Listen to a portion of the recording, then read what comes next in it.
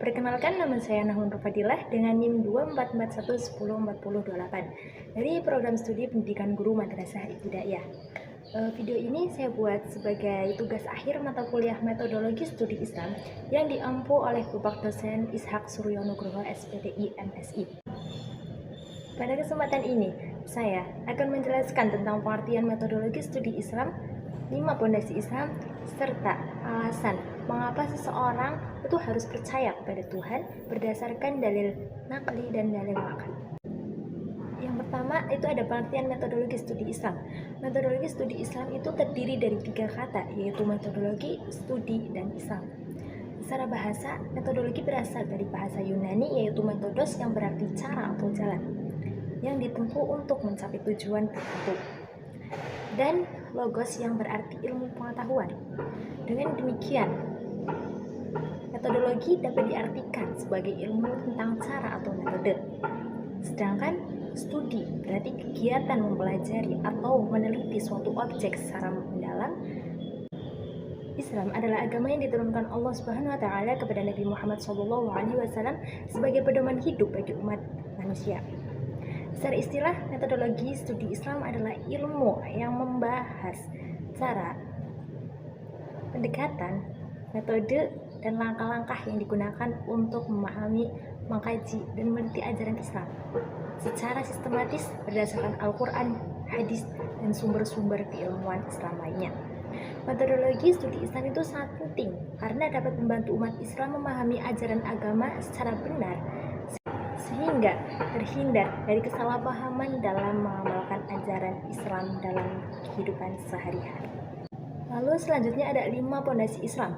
Islam itu dibangun di atas 5 pondasi atau yang dikenal dengan rukun Islam.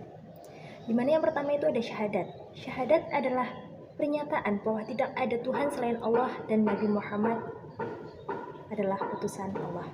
Nabi Muhammad SAW. Bacaan syahadat adalah asyhadu an la ilaha illallah wa asyhadu anna Muhammadar Rasulullah, yang artinya aku bersaksi bahwa tidak ada Tuhan selain Allah dan aku bersaksi bahwa Nabi Muhammad adalah utusan Allah. Syahadat merupakan dasar utama keislaman seseorang. Dengan mengucapkan dan meyakini syahadat, seseorang itu masuk ke dalam agama Islam. Lalu yang kedua ada sholat. Sholat merupakan ibadah wajib yang dilakukan 5 kali sehari, yaitu subuh, zuhur, asar, maghrib, dan isya. Sholat berfungsi sebagai sarana komunikasi antara manusia dengan Allah Subhanahu wa taala. Selain itu, sholat juga dapat membentuk kedisiplinan, ketenangan jiwa, dan meningkatkan ketakwaan kepada Allah Subhanahu wa taala. Lalu yang ketiga itu ada puasa. Puasa adalah menahan diri dari makan, minum, dari segala hal atau sesuatu yang membatalkan puasa sejak terbit fajar hingga terbenamnya matahari, dengan niat beribadah kepada Allah Subhanahu wa taala. Puasa mengajarkan kesabaran, keikhlasan, serta kepedulian terhadap sesama, khususnya kepada orang-orang yang kurang mampu. Jadi kita bisa merasakan loh bahwa di luar sana itu biasanya kalau nggak makan gini nih, jadi kita juga ikut merasakan apa yang dirasakan oleh saudara-saudara kita di luar sana. Lalu yang keempat itu ada zakat, di mana zakat adalah mengeluarkan sebagian harta yang dimiliki untuk diberikan kepada orang-orang yang berhak menerimanya sesuai ketentuan syariat Islam. Melalui zakat, umat Islam itu diajarkan untuk saling membantu, berbagi rezeki, dan membersihkan harta yang dimiliki. Karena sepenuhnya harta yang kita miliki itu bukan sepenuhnya milik kita.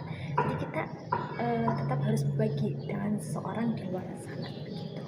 Lalu yang kelima itu ada haji.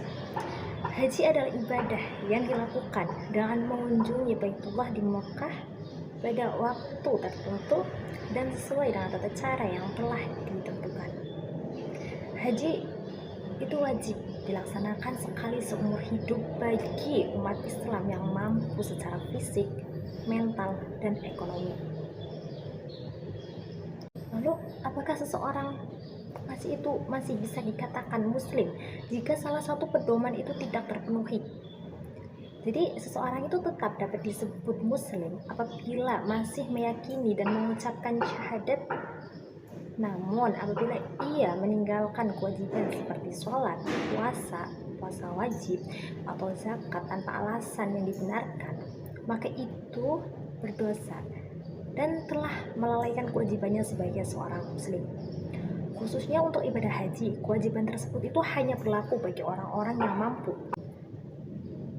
Oleh karena itu, seseorang yang belum mampu melaksanakan haji itu tetap dianggap sebagai muslim selama itu masih meyakini kewajiban haji dan masih menjalankan ajaran Islam sesuai dengan kemampuannya.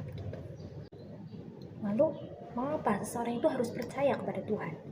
Kepercayaan kepada Tuhan itu dapat dijelaskan melalui dalil naqli dan dalil akli, di mana di dalil naqli itu dalil naqli adalah dalil yang bersumber dari Al-Quran dan hadis.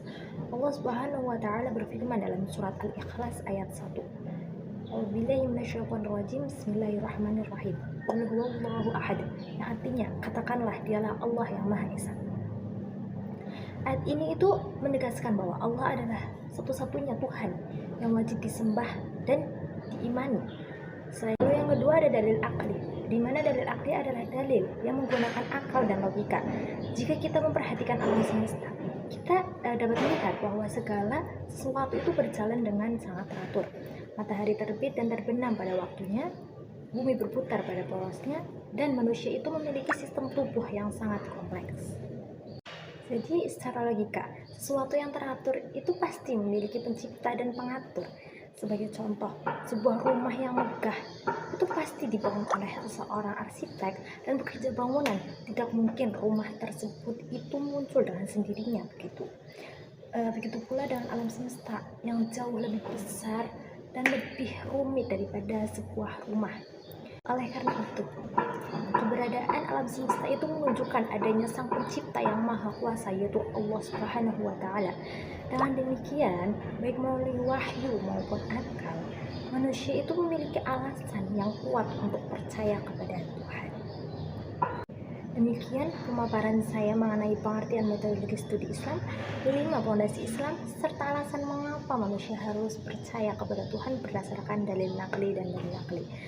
Terima kasih atas perhatiannya. Mohon maaf apabila banyak kekurangan dan tutur kata yang kurang berkenan. Semoga ini bisa menjadi manfaat untuk kita semua dan menambah ilmu bagi kita semua. Akhirul kalam, wallahul muwaffiq ila aqwamit thoriq. Wassalamualaikum warahmatullahi wabarakatuh.